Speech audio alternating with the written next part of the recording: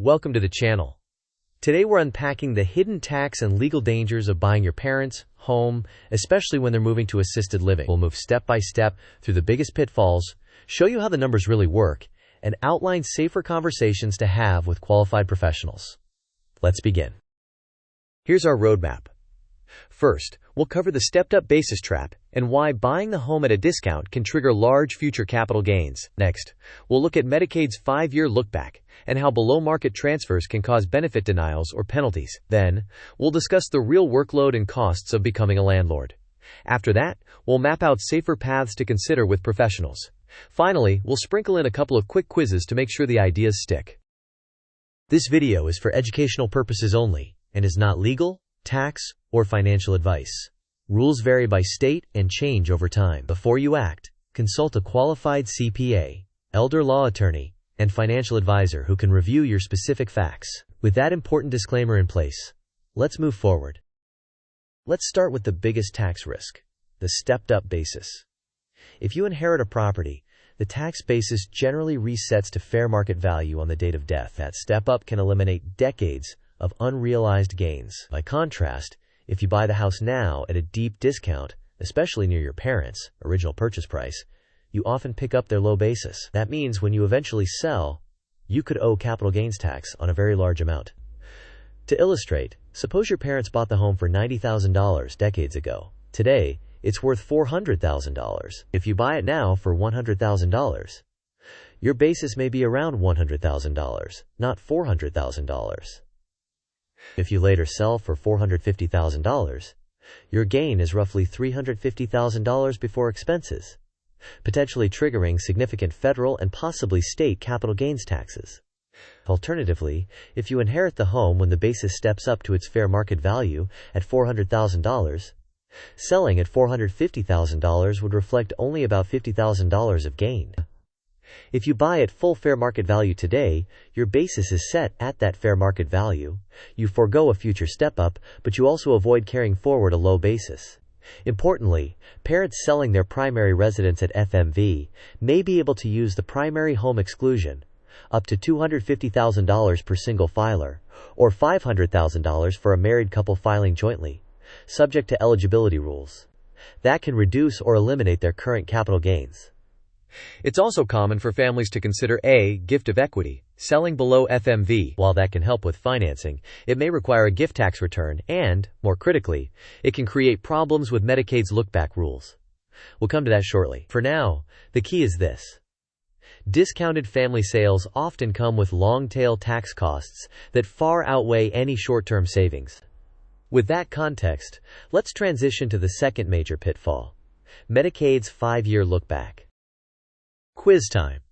Which path generally preserves the stepped-up basis for the next generation? A. Buy now below fair market value. B. Buy now at full fair market value. C. Inherit the home after parents pass away. D. Get added to the deed while parents keep the mortgage. You may pause the video now to think about the answer. We will discuss the answer in the next section of the video. The correct answer is C. Inheriting the property typically triggers a step-up in basis to the fair market value at death, which can substantially reduce capital gains on a subsequent sale. Buying now, even at FMV, generally forfeits that future step-up. Next, let's cover Medicaid's 5-year look-back. If an applicant seeks long-term care benefits, caseworkers review transfers within the prior 5 years. Selling to a family member below fair market value is typically treated as an impermissible transfer. That can result in a penalty period, effectively a delay before benefits begin, or even a denial. Let's visualize how that works over time. Here's the flow. Medicaid reviews financial transfers during the 5 years preceding the application. If a home was sold to a family member below fair market value, the uncompensated value, the amount of discount, can trigger a penalty period. The penalty is calculated by dividing the uncompensated value by a state-specific divisor, typically the average private pay cost of nursing home care per month. For example, if the discount was $120,000 and your state's divisor is $10,000 per month, the penalty would be 12 months. During that period, Medicaid generally won't pay, and the family is responsible for covering costs out of pocket. Because rules are technical and change over time, it's essential to consult an elder law attorney before any transfer. This timeline emphasizes the sequence. First, there is the 5-year window during which the agency examines transfers for less than fair market value. Then, at the application event, a caseworker calculates any penalty using the state's monthly rate as a divisor. Next, during the penalty months, the family is typically responsible for private pay. Finally, after the penalty period ends, benefits may begin if all other eligibility criteria are satisfied. The key takeaway is that a below-market transfer can create a lengthy and expensive gap before benefits start.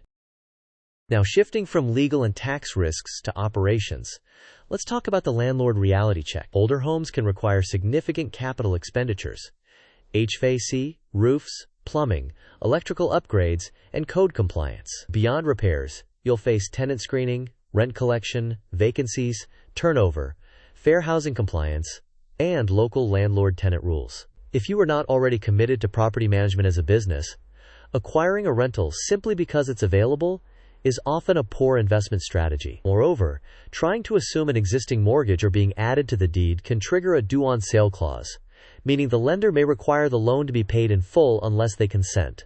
Financing and compliance details matter. This pie chart illustrates how fast rent can disappear. Mortgage principal and interest are only part of the picture. Property taxes and insurance can be substantial. Repairs and capital expenditures can spike unpredictably. Think roofs, HVAC, or foundation work. Vacancy and bad debt reduce your effective income. If you hire a manager, their fee further reduces cash flow.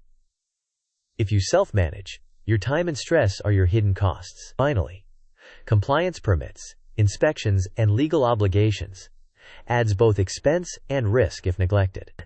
In sum, the numbers must work after all of these line items, not just before.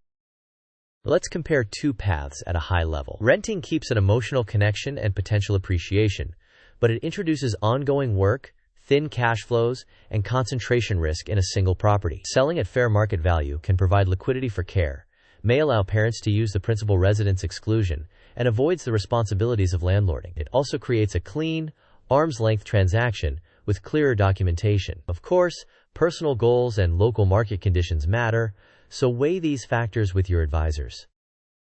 Here's a simplified illustration. If parents' basis is about $90,000 and fair market value is $400,000, buying now at $100,000 can leave you with roughly $350,000 of gain if you sell at $450,000 later. Inheriting the property at a $400,000 stepped-up basis or buying now at full fair market value both leave approximately $50,000 of gain in this example. This table excludes transaction costs, depreciation recapture considerations if rented, state taxes, and other variables. It's for directional understanding only. Your actual results will vary. To navigate safely, start with an independent appraisal to establish fair market value. Next, meet with a CPA to model basis outcomes, the home sale exclusion for your parents, and the impact of depreciation if the property becomes a rental. Consult an elder law attorney about the 5-year look-back and whether any strategy you're considering is compliant. If you proceed with a sale, document arm's-length terms carefully, including payment sources. Be extremely cautious about below-market transfers unless your legal team explicitly approves after modeling potential penalties. Evaluate true rental economics by including capital expenditures, vacancies, and either management fees or your personal time. Finally, review estate planning options like wills, trusts, transfer on death deeds, or life estates with your attorney, and confirm lender requirements to avoid a due-on-sale surprise. Second quiz. If parents sell their home to a child for significantly less than fair market value and apply for Medicaid within 5 years, what is the likely outcome? A. No issue, family sales are exempt. B. Immediate approval with no penalty. C. A penalty period or denial due to an impermissible transfer. D. Adley. The child automatically assumes the mortgage without lender consent. You may pause the video now to think about the answer. We will discuss the answer in the next section of the video. The correct answer is C. A below-market transfer within the 5-year look-back is usually treated as an impermissible transfer, which can lead to a penalty period or a denial of benefits. Options A and B are incorrect because family transactions are not automatically exempt. Option D is incorrect because mortgages often have due-on-sale clauses and cannot be assumed without lender approval. Here are the key takeaways. Inheritance usually provides a stepped-up basis that minimizes future capital gains. Buying below fair market value can saddle you with a low basis and significant taxes down the road. Medicaid's 5-year look-back can penalize below-market transfers. Landlording is a true business with real costs and obligations. To protect your family, get an appraisal and consult qualified professionals before you act. To conclude, family-first decisions must still be grounded in sound tax, legal, and financial analysis. Arm's-length transactions at fair market value can reduce hidden risks. And detailed documentation, combined with early guidance from a CPA and an elder law attorney, can help you avoid costly mistakes. In just a moment, I'll share how you can support the channel and keep this conversation going. Thanks for watching. If this video helped you, please like, share, and subscribe so more families can avoid costly mistakes. Drop your questions or experiences in the comments. We read them, and your insights can help others make better decisions.